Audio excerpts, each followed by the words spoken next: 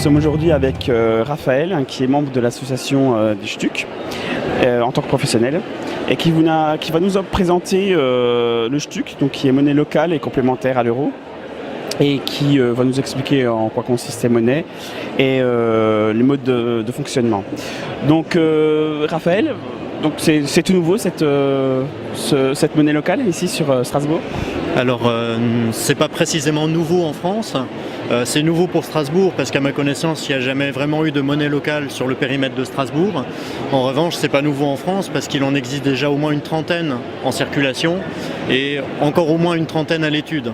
Donc c'est un phénomène relativement récent, mais clairement pas nouveau dans l'histoire de la finance européenne. Procurer cette monnaie?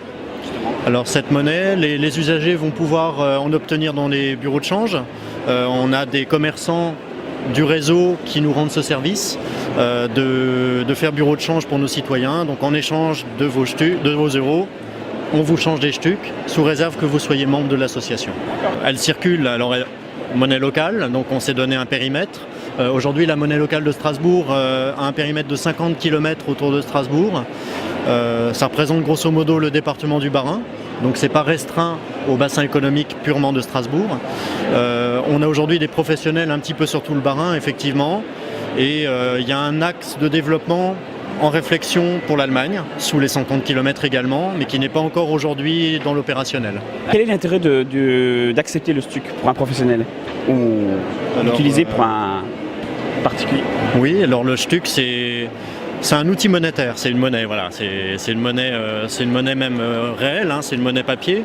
L'intérêt pour lui, il n'est pas frontalement financier, ça ne va pas lui procurer comme ça directement plus de business. En revanche, c'est l'adhésion à des valeurs, c'est un signe de reconnaissance aussi entre utilisateurs du STUC, qu'ils soient professionnels ou usagers, d'être en phase sur des valeurs environnementales, des valeurs de cohésion sociale, de solidarité, d'éthique de manière générale dans son mode de consommation.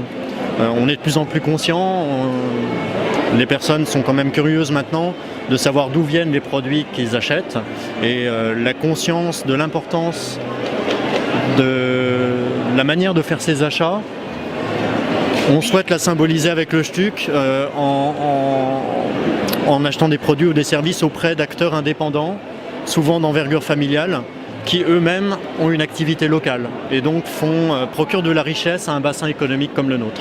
Surtout, d'utiliser le STUC, c'est aussi promouvoir l'activité locale et l'économie locale, justement. Mais oui, il y a peut-être mieux à faire que d'acheter chinois ou autre.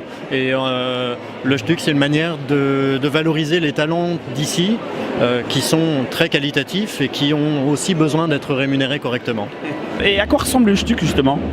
Le STUC, on en a maintenant, c'est le fruit d'un travail collectif. C'est une monnaie donc papier, avec un papier spécial, avec des encres fluo, avec un élément de sécurité ici qui est unique, qui procure de la confiance et qui a été le fruit d'un travail de graphistes locaux et d'un imprimeur proche de Strasbourg. Donc voilà, ce sont des billets, il y a des coupures de 1 à 50.